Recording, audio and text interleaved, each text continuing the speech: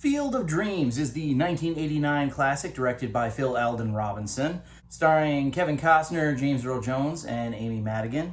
The tagline on this movie is, "If you believe the impossible, the incredible can come true." Now, I would just like to say for the record, I absolutely love this movie. This is an amazing movie. However, that is not a very profound tagline. If you believe the impossible, the incredible can come true. Well, if something impossible happened, it would be pretty damn incredible. I think that goes without saying. Anyways, the movie follows a character called Ray Kinsella. He graduates college, meets his wife, they experience the 60s, and then when they get married and they have a daughter, they move out to Iowa and they start a farm.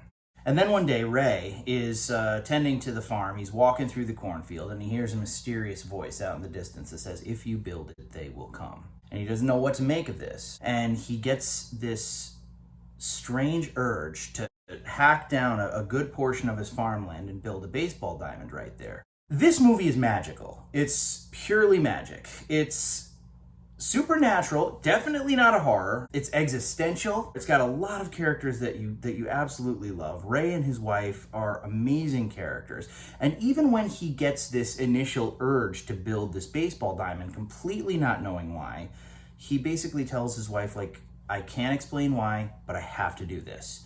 And she says, "Okay." She probably figured it was some sort of a midlife crisis thing, In regards to Ray's wife and what an amazing character she was, there is a scene in the movie portrayed brilliantly by the actress. There is this right-wing Christian woman who is trying to have, I believe it was Terrence Mann's work, removed from their school because it's pornography, it's smut, and it's, bringing our kids to Satan, yada yada. And even the school board is like, "No ma'am, federally it's not even regarded as pornography, it's a classic." And then Annie Kinsella stands up and basically says, "Ma'am, this isn't right. We shouldn't be banning books." And the argument gets really heated, and she says, "At least I'm not burning books, you Nazi cow." It's hysterical. It's absolutely brilliant. But, and I pissed my wife off when I said this, my, how the tables have turned. We cannot have this racially insensitive smut in our schools. Excuse me, ma'am, it's Dr. Seuss.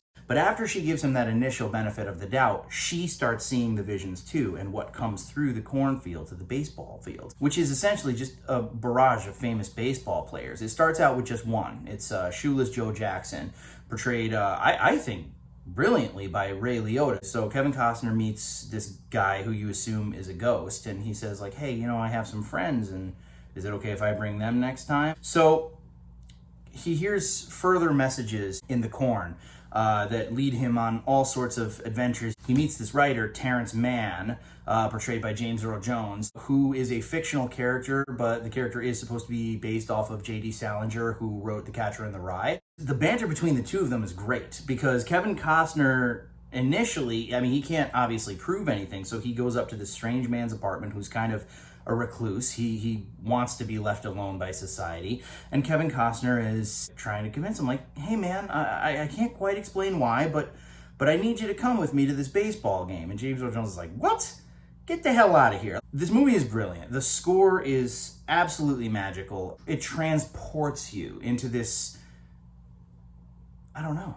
And that's the thing, you never really find out what's on the other side of the corn. It's kind of like Children of the Corn. And wow, imagine that. No, I would assume that it's heaven or just the afterlife, or you never see it, so you don't know. But it's something beautiful. Ray, as we grow to learn, as the story progresses, has a bit of a backstory. Not going to get into it because, again, no spoilers. But he is tied in this just as is every other character in the movie. And it's like so many people get to live out their dream in a way that they couldn't while they were alive, or live out a dream that they couldn't while somebody else was alive. It pulls on your heartstrings. It's a bit of a tear jerker. It really gets you. It's not my favorite movie of all time, but I would probably definitely say it's in my top 10. It really is, in my opinion, just kind of a flawless movie. And I think that anybody who hasn't seen it should see it. For those of you who have, let me know what you thought. If you have any theories or if I missed something, let me know. That's all she wrote.